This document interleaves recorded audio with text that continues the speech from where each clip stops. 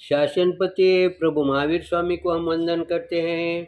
सभी गुरु भगवंतों को तिकोतों के पाठ से वंदन करते हैं। श्रद्धावान भाई और बहनों, आपके अंदर विराजित आत्मा को माजलगांव से सुभाष कोठारी का सादर प्रणाम, सादर जय जिनेन्द्र।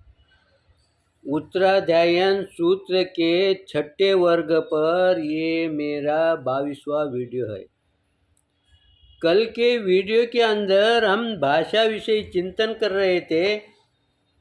11वीं गाथा चल रही थी। गुरु भगवंत कहते हैं संस्कृत, प्राकृत, हिंदी ऐसी विविध भाषा का ज्ञान ये मुक्ति का अंग है। इस प्रकार की भ्रांति जो लोग रखते हैं उन्हें शास्त्रकार क्या कहते हैं? भाषा पापों से रक्षा नहीं कर सकती। इस 11वें गाथा के अंदर गुरु भगवान समझाते हैं कि जिन्हें थोड़ा अपने भाषा पर या अपने लैंग्वेज पर प्रभुत्व है वो ये बात ध्यान में रख ले। गुरु भगवंत कहते हैं कि इससे आपका कर्म क्षय नहीं होगा। आपका कर्म क्षय करने के लिए आपको उसके अंदर नीचे उतर के जो सही ज्ञान गुरु भगवंतों ने दर्शाया है उसके तरफ तुम्हारा ध्यान केंद्रित करना पड़ेगा।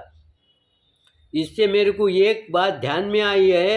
राजा जनक के समय राजा जनक ये विद्वान राजा था, और जब विद्वान राजा होता है तब उसके आजू बाजू वाले विद्वान ही होते हैं। तो उस समय जनक राजा के एक बात सूझी कि क्यों न मैं एक दिन सभी विद्वानों को एकत्रित करके धर्म चर्चा करूं। तो उस समय सभी विद्वान आए। जो समय दिया उसके 5 मिनट 2 मिनट पहले सभी आ गए, लेकिन राजा प्रतीक्षा देख रहा था। लेकिन राजा को पता था और एक सीट नहीं है इसमें उपस्थित, इसलिए उन्होंने शुरुआत नहीं की। लेकिन विद्वानों को ये जानकारी थी क्या? उन्हें ये जानकारी नहीं थी और उन्होंने ये सोचा कि अब चालू हो जाएगा। उतने में अष्टवक्र नाम के जो संत थे वो सभा के अंदर उपस्थित हो गए। अब राजा का सभा मंडप जो होता है कम से कम 50, 60, 70 फीट का लंबा होता है।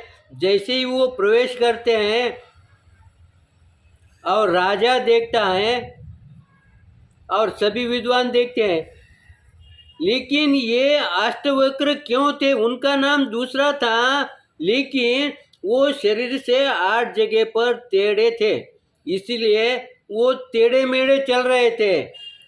उनकी चलने की आकृति एकदम अलग थी।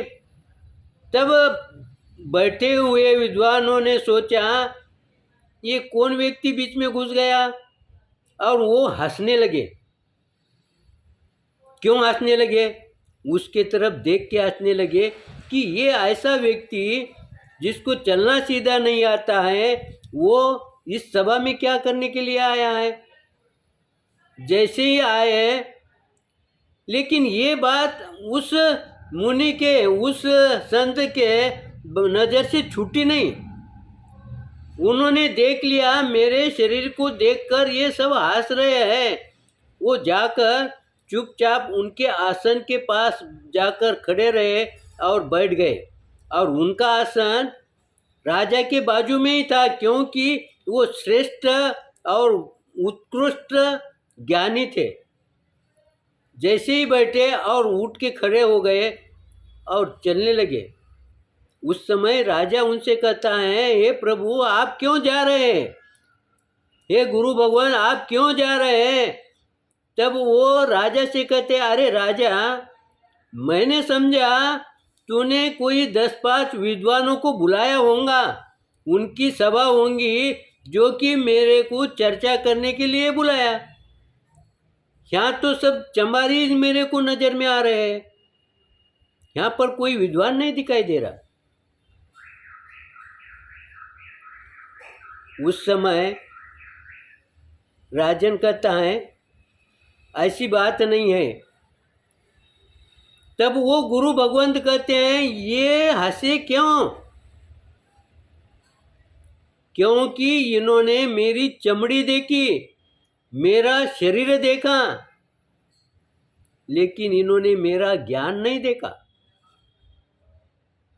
इसीलिए गुरु भगवंत कहते हैं कि आप जब गुरुवाणी कहते हैं, गुरु कोई बात कहते हैं या शास्त्र में कोई बात लिखी हुई नजर आती है, तो उस समय हमारे मन में ये शंका आना स्वाभाविक है कि ये पहले क्यों नहीं आई, ये अभी क्यों दिखा रहे हैं।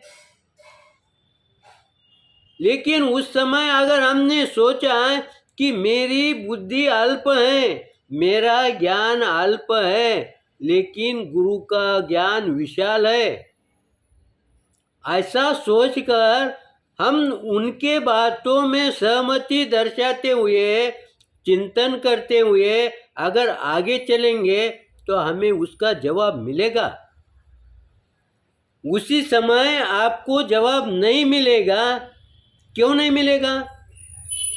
क्योंकि उस समय आपका चिंतन विपरीत दिशा में है। जब आपका चिंतन आगे चलते चलते, चिंतन करते करते सही अगर आपका विचार हो जाएगा, तो उस समय वो बात आपके ध्यान में आएगी कि गुरु भगवंतों ने जो कहा है ना, वो बिल्कुल उचित ही कहा है। इसीलिए शास्त्र पर कभी भी शंका नहीं लेना चाहिए। हाँ, गुरु पर भी, कसौटी पर, जो कि हमारे गुरु है, गुरु किसे बनाना ये पहले सोचना, लेकिन जब गुरु बनाते हैं उस समय उनमें पॉजिटिव देखना, वहाँ पर निगेटिव नहीं देखना। और गुरुवाणी सत्य ही, ऐसी श्रद्धा रखकर अगर हम आगे चलेंगे तो निश्चित हमारे सही ज्ञान का हमारे को बोध हो जाएगा। आगे गुरु भगवंत क्या कहते हैं? विविध भाषाओं तथा विद्याओं का ज्ञान शिक्षण से बल और आपका पंडित बनोगे आप, लोग आपको पंडित मानेंगे, लेकिन इससे मुक्ति संभव नहीं है, क्योंकि मानने वाले वो अज्ञानी है। और ये अज्ञानी जीव कितना भी इस तरह से ज्ञान करता रहेगा तो वो पाप में भी रचे पचे रहेगा। यहाँ गुरु भगवंत कहता है ऐसे अंग को मानने वाले अज्ञानी जीव निशंक होकर, इसमें कोई शंका नहीं है, इसमें कोई शंका नहीं है, वो निश्चित ही हिंसादि पाप कर्मों में रचे पचे रहेगा। इसीलिए धर्म करते समय, धर्म सुनते समय, शास्त्र पढ़ते समय हमारा मन अगर विचलित होगा, मन अगर हम निगेटिव होगा, उस समय वो समय को जाने दो। क्योंकि स्थिर अगर होंगे, अगर पानी स्थिर होगा तो आपका प्रतिबिंब दिखाई देगा। पानी अगर अस्थिर होगा तो आपका प्रतिबिंब निश्चित रूप से सही ढंग से दिखाई नहीं देगा। इसीलिए गुरु भगवंत कहते हैं तुम्हारे मन में जो जो भी शंका आती है, तुम्हें जो भी मालूम होता है कि यहाँ पर मेरा गलत हो रहा है या गलत हो गया है, उस समय आगे बढ़ो, वहाँ पर रुको मत और अधिक समय वहाँ दो मत। क्योंकि अधिक समय अगर दे दिया तो आपके चलने में खतरा आ जाएगा, आपके आगे के मार्ग में रुकावट आ जाएगी। आप आगे बढ़ने में भटक जाओगे, आपका मार्ग बदल जाएगा। इसीलिए गुरु भगवंत कहते हैं, जब तुम्हारा मन पॉजिटिव होगा, कोई भी मन में शंका नहीं होंगी, उस समय आप ध्यान में, चिंतन में, शास्त्र पठन में अगर आगे बढ़ते रहे तो निश्चित ही आप विचलित नहीं होंगे और आपको सही ज्ञान मिलेगा और कम समय में मिलेगा। आपको अधिक समय में नहीं पड़ लगेगा और आपको रटना नहीं पड़ेगा।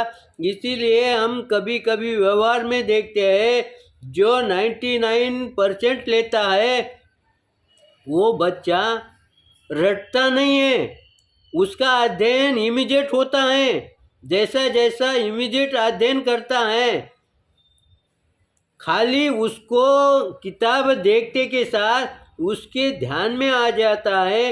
वैसे ही हम जब निगेटिव के बजाय पॉजिटिव में रहेंगे, उस समय कोई भी शास्त्र की बात हम देखने लगेंगे, सुनने लगेंगे, पठन करने लगेंगे, तो वो जल्दी हमारे ध्यान में आएगी। और इस तरह से गुरु भगवंतों ने हमें यहाँ पर चिंतन करने की, हमारी जो शंका निर्माण होती है, उस शंका का निरसन, शंका का समाधान इस गाथा के अंदर किया है। समय को देखते हुए निश्चित रूप से गलत हुआ होगा तो आप क्षमा करेंगे, सही हुआ होगा तो लाइक करेंगे, शेयर करेंगे। इसी आशा के साथ ओम शांति।